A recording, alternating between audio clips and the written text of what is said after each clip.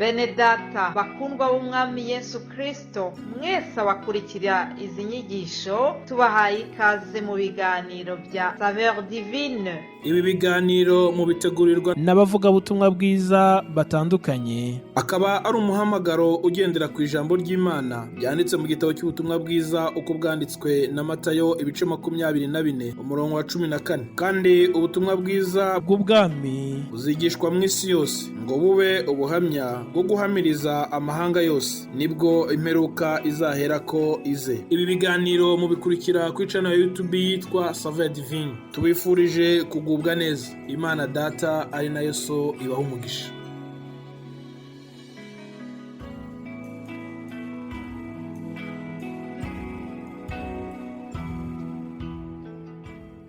Shuti bakundwa b'umwami Yesu, shuti bakunzi ba SAVEUR DIVINE, ndabasuhuje mu izina ry'umwami wacu Yesu Kristo. Basuhuje babwira nti shalom shalom, abari amajyaruguru, amajyepfo, ibirasirazuba, iburengero bwaryo, turabasuhuje. Tuje mu kanya k'ijambo ry'Imana nk'uko bisanzwe muri SAVEUR DIVINE, aho buri cyumweru tuba dufite intego turi buganireho ijambo ry'Imana, iyi Imana iba yatanze biciye mu mbaraga z'umwuka wera, hanyuma natwe tukabaganiriza iryo jambo nanone tuyobowe n'umwuka wayo. Imana yo mu ijuru ibahe umugisha aho muri hose. Ushobora kuba urwaye, ushobora kuba utameze neza, ariko wibuke ko Imana iri kumwe nawe, cyane cyane mu bihe bikomeye cyane nk'ibi ngibi, aho umuntu aba atameze neza, nibwo Imana imwegera, nibwo Imana imusanga, nibwo imurwanirira. Nubwo n'ibindi bihe kurwanirira, ariko biba ari ibihe uyikeneyemo cyane, kandi biba ari n'ibihe nayo yigaragazamo cyane. Imana yo mu ijuru ihabwe icyubahiro.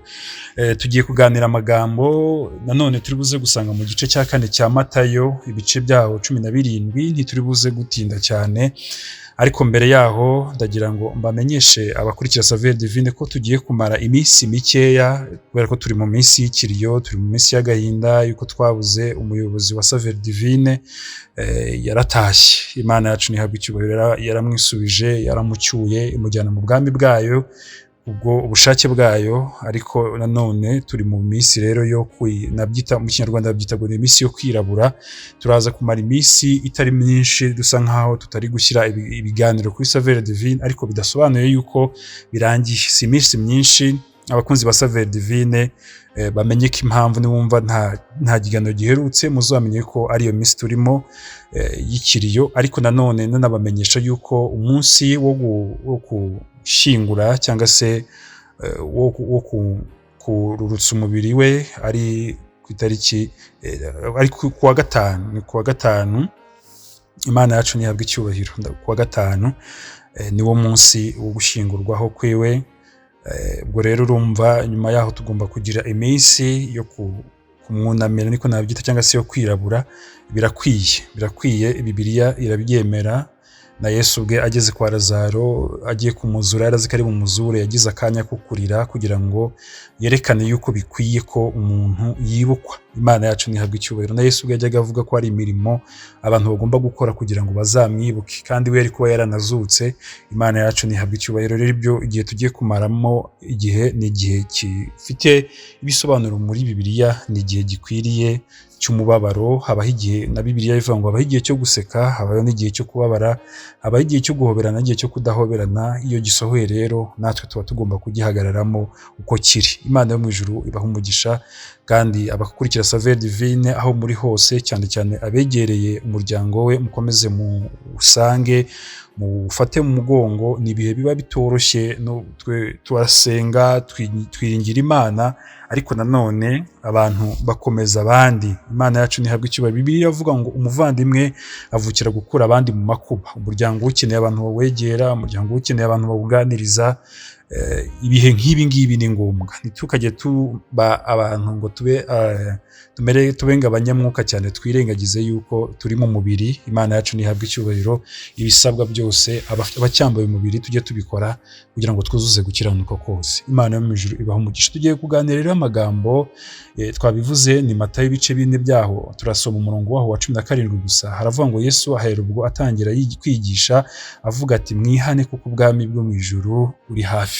Imana yacu nihabwe icyubahiro. Yesu ahera ubwo atangira kwigisha avuga ati mwihane kuko ubwami bwo mu ijuru uri hafi. Imana yacu nihabwe icyubahiro. Yesu ubwo yaramaze kuzuza imyaka 30 mu Bisiraheli, nta kintu washoboraga kuvuga, nta muntu wabaga wemere kugira ikintu avuga ataruzuza imyaka 30. Rero Yesu mu myaka yiwe yindi herereye inyuma yabayeho, ariko atangira kugira icyo atangira kwigisha no kubwiriza agejeje imyaka 30. Hanyuma hakaba yari afite undi muntu wari biri mu bice cya gatatu, ntago ndi bugisubiremo, bene data bagisubiyemo, ko Yohana nawe yavugaga ngo mwihane kuko ubwami bw'Imana buri bugufi. Imana yacu nihabwa icyubahiro. Uyu munsi rero turi kuvuga ku kintu cyerekeranye no kwihana. Imana yacu nihabwa icyubahiro, kugira ngo Yesu ahera ubwo atangira kwigisha avuga ati mwihane kuko ubwami bwo mu ijuru buri hafi. Imana yacu nihabwa icyubahiro.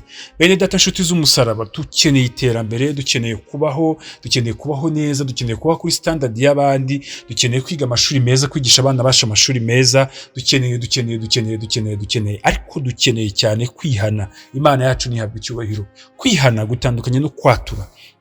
Ari ukuntu ujya mu rusengero, twajya tujya mu byumba by'amasengesho, ukajya kumva ngo dugize mu kanya ko kwihana, abantu bakatura ariko ntibihane. Imana yacu nihabwa icyubahiro.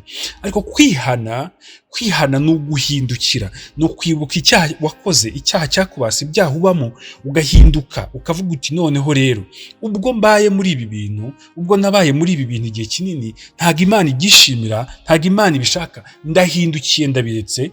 Umuntu agahindukira. Ariko kwatura ni igihe ushobora kubwira mwende se icyaha wakoze, ariko bamwe hari igihe batura ariko ntibihane. Uzasanga abantu benshi bavuga ngo abantu bamenye aho ncumurira, ntibamenye aho nihanira. Ibyo kenshi baba bivuga mu kwatura, ariko kwihana nta muntu uhora yihana. Imana yacu nihabwa icyubahiro.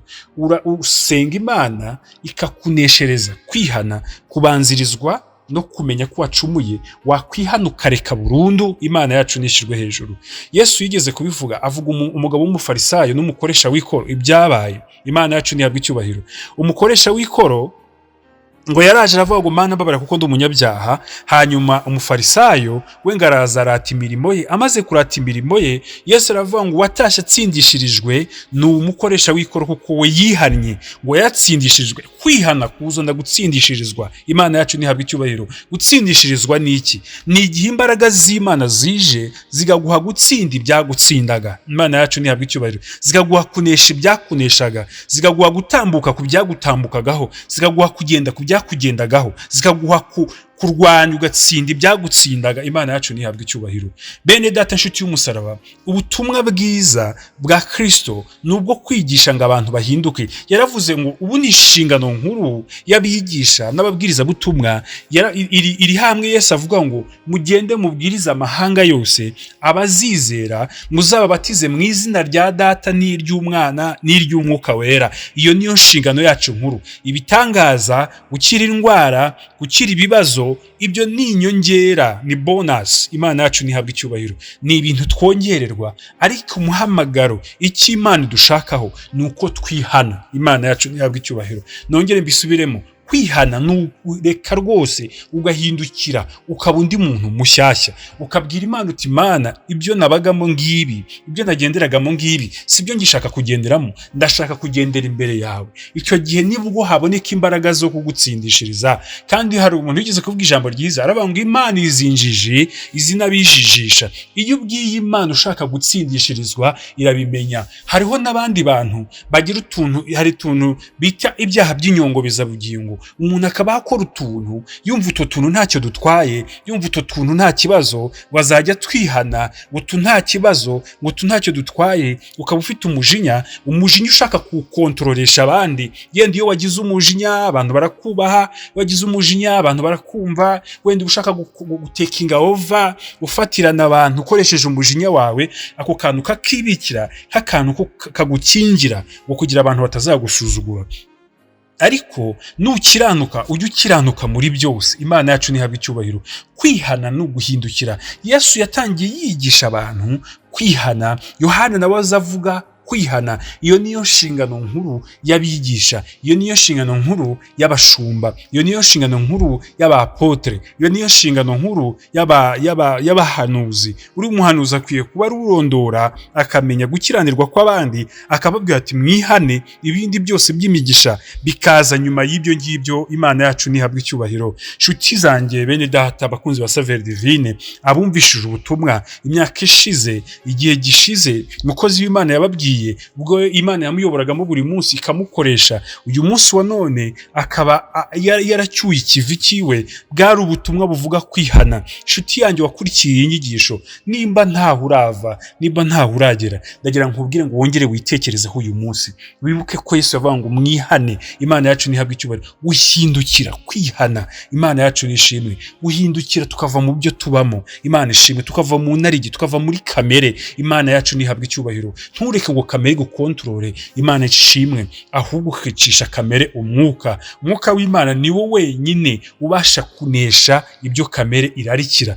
Kamere ararikira ibyo umwuka yanga. Imana yacu nishimwe. Kamere ararikira ibibi, umwuka agashaka ibyiza. Umwuka ashaka ko duca bugufi, kamere akishyira hejuru. Kamere agashaka yuko umwuka atakorera muri twebwe. Imana yacu nihabwa icyubahiro. Ahubwo agashaka ngo duyoborwe n'umubiri. Haleluya.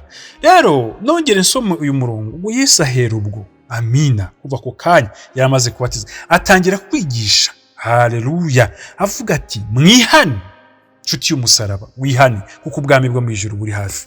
Ubwami bwo mu ijuru buri hafi, burakwegereye, buranyegereye. Imana yacu nihabwa icyubahiro. Ahari wenda ushobora kuba uyu munsi uvuga uti ntirarangira, ariko iminsi yawe yarangira. Ari ushobora kuba uvuga uti nta kintu kigaragara, bya bimenyetso byose ntibiragaragara, ariko ibimenyetso byawe kano kanya byagera. Imana yo mu ijuru umugisha, singukanze, ariko ndagira nkubwire ngo uhindukire. Niba wumva hari ahantu hadatunganye, wisuzume. Uko bwije nuko bukeye amasaha yose tunyuramo, tujye tugira akanya ko kwisuzuma no kwinira. Imana yo mu ijuru ibahe umugisha, kandi ikomeze ibahe imbaraga n'amavuta. Ubuntu bw'Imana bukomeze kuganza, kandi Imana ikomeze dukomeze mu bihe nk'ibi ngibi bitoroheje. Imana ikomeze usuka imbaraga n'umwuka wera. Shalom shalom. Yari Pst Placide. Imana yo mu ijuru duhana umugisha. Amen, amen, amen, amen.